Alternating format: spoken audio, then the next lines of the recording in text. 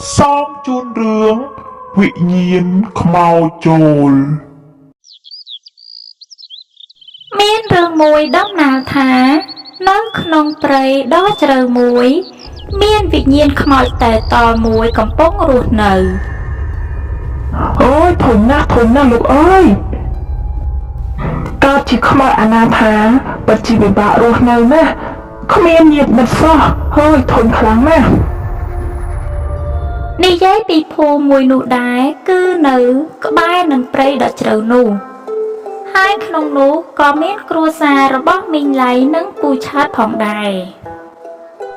Anh ơi,អង្គរនៅផ្ទះចិត្តអស់ហើយពេលឯងទៅផ្សារទិញអង្គរមកផងណា Bát ấy tê ក្រោយមកពូឆាតក៏បានចេញទៅធ្វើការទៅចំណែកឯមីងឡៃនៅផ្ទះកំពុងតែរៀបចំនឹងធ្វើម្ហូបស្រាប់តែគាត់ក៏លេចទៅឃើញគ្រឿងទេសសម្រាប់ធ្វើម្ហូបអស់រលីងគាត់ក៏បានចាក់ចេញពីផ្ទះដើម្បីទៅផ្សារទិញគ្រឿងទេសមួយចំនួន Ơi, bạn đãទៅតាមផ្លូវនេះឆ្ងាយណាស់អូមានតែដើរកាត់តាមព្រៃនេះវិញបានលឿនឆាប់ទៅដល់ផ្សារហើយនឹងឆាប់មកផ្ទះវិញ ដោយមិនបងអង្គយូរ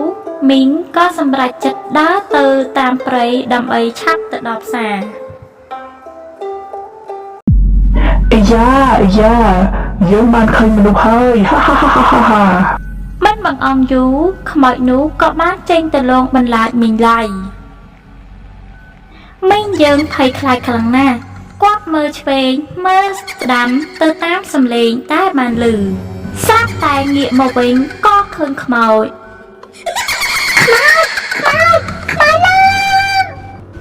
មិនបងអង្គយូរមីងក៏គិតតែរត់ទៅមុខហើយក៏បានដួលសន្លប់នៅទីនោះទៅចំណែកឯខ្មោចនោះក៏មិនបងអង្គយូរក៏បានចូលទៅក្នុងខ្លួនមីងឡៃល្ងាចឡើងពូឆើតក៏បានមកដល់ផ្ទះ ឯងមកវិញហើយអីខ្ញុំរៀបចំម្ហូបទឹកលើទឹកឲ្យឯងរួចហើយថ្ងៃនេះខ្ញុំអត់ស្រួលខ្លួនទេខ្ញុំទៅសម្រាកសិនហើយ ថារួចហើយខ្មោចនោះក៏បានចូលទៅសំងំក្នុងបន្ទប់បាត់ទៅពេលយប់កាន់តែជ្រៅខ្មោចនោះក៏បានចេញពីផ្ទះហើយក៏បានទៅចាប់គោក្របីអ្នកភូមិស៊ី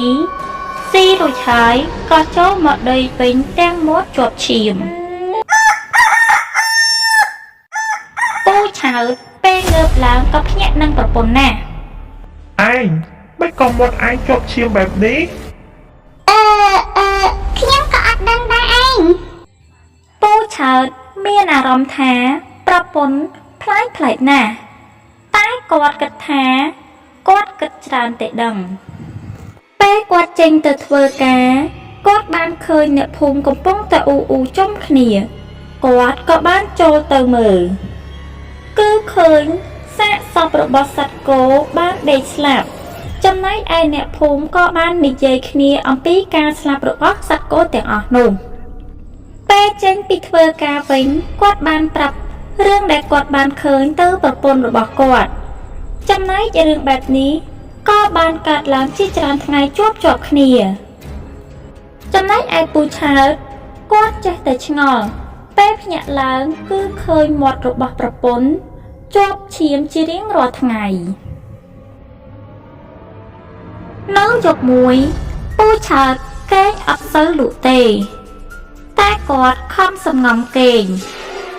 ចំណែកនាងខ្មោចនោះមិនដឹងថាពូឆើតគេងអត់លក់វាក៏បានចេញទៅខាងក្រៅផ្ទះពូឆើតបានឃើញប្រពន្ធភ្ញាក់បែបនេះក៏ដើរលោបទៅតាមពីក្រោយហើយ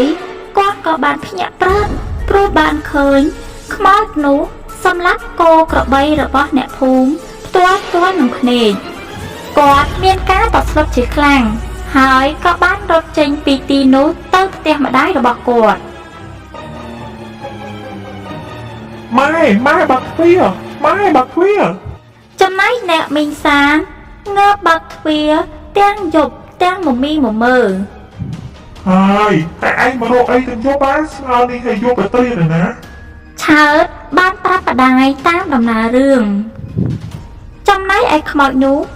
មកវិញក៏មិនចាប់អារម្មណ៍អីនោះទេវាអស់កម្លាំងផងក៏ចូលទៅដេកទៅក្រោយពីបាននិយាយរឿងប្រាប់ដល់ម្ដាយរួចហើយម្ដាយរបស់ពូឆើតបាននាំពូឆើតទៅរកគ្រូវេទមន្ត